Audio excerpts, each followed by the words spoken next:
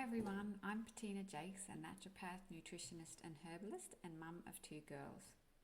I also live on a coffee farm in far north Queensland surrounded by 85,000 coffee trees.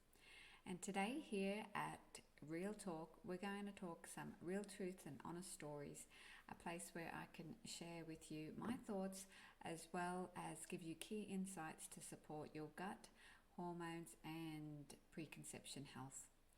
So today I'm going to do things a little bit differently. I want to talk today with you about something that's been hot on topic at the moment, and that is ADHD.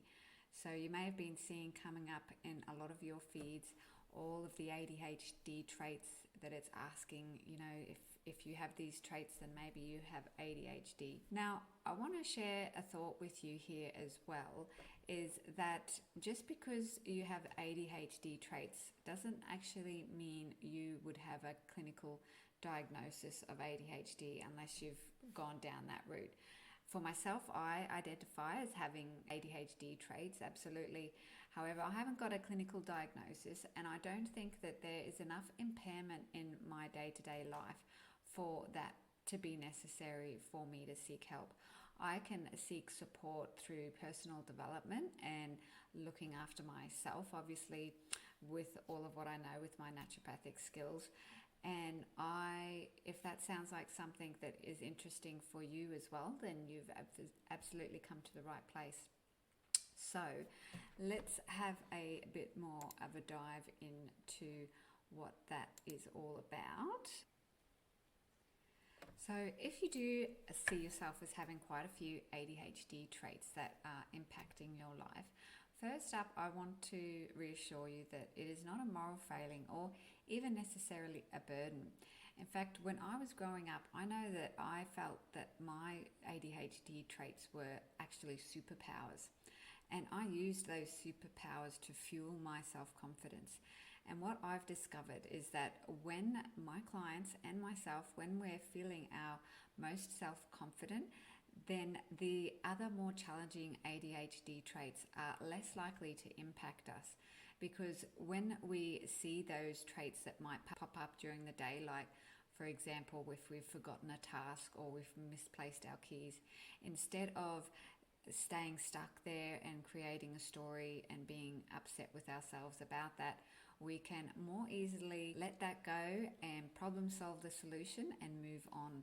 So I really want to encourage that for you, to look at ADHD as having access to superpowers. That's what health and wellness really comes down to, and why I love helping the clients the way I do, because together we can see the patterns that come up for you and connect the dots so that we can best help your biochemical individuality function the best. So what I'm talking about here as well is the gut-brain axis. So that is when you may have heard of the vagus nerve. So that's a super nerve highway that flows between our gut and our brain. And we want that to be functioning well and to help us feel our best. Sometimes it can be the chicken or the egg scenario, especially when we have ADHD traits, because that can mean that we are naturally more wired to being in a fight or flight nervous system state. When we are in that fight or flight, it can compromise our digestion because all of our blood flow is diverted to our brain and our arms and our legs instead of our digestion. So this is why a lot of people with ADHD can also have gut issues, myself included.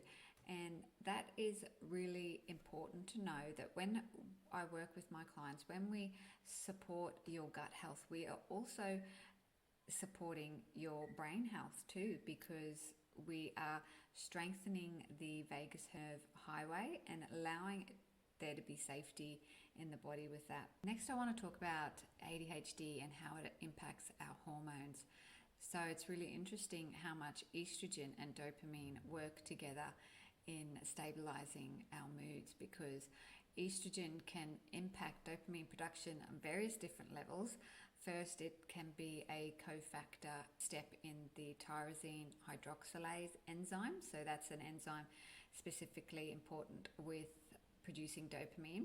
That's why supplementing with tyrosine can be really helpful with people with ADHD. It also helps prevent the pickup of dopamine in the brain, so it helps for dopamine to stay longer in the brain. It modulates also with the sensitivity of the receptors, so it's such a beautiful molecule, estrogen, in all of what it does for us in our body. So when we work on balancing our hormones, we are naturally also going to help with stabilizing our moods.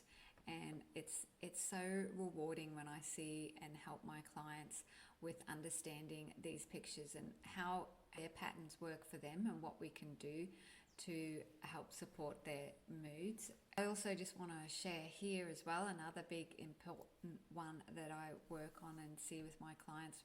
Our brains can often require more iron.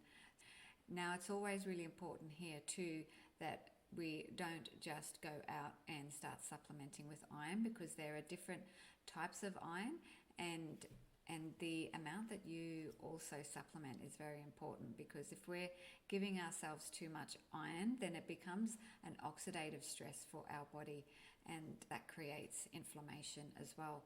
It's interesting too that iron can actually feed viruses, and so we want to make sure that we've got a strong gut foundation there as well before we go having iron supplementation, because otherwise we could be essentially feeding parasites and gut bugs that we don't want to do.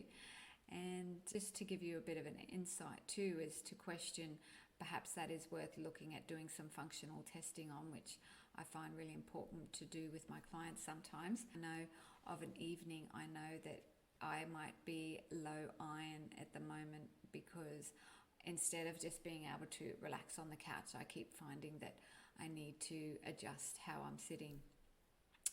And yeah, that's a big one for me as well. Not so much energy, I always got energy ready to go, but that restlessness is a key sign for me.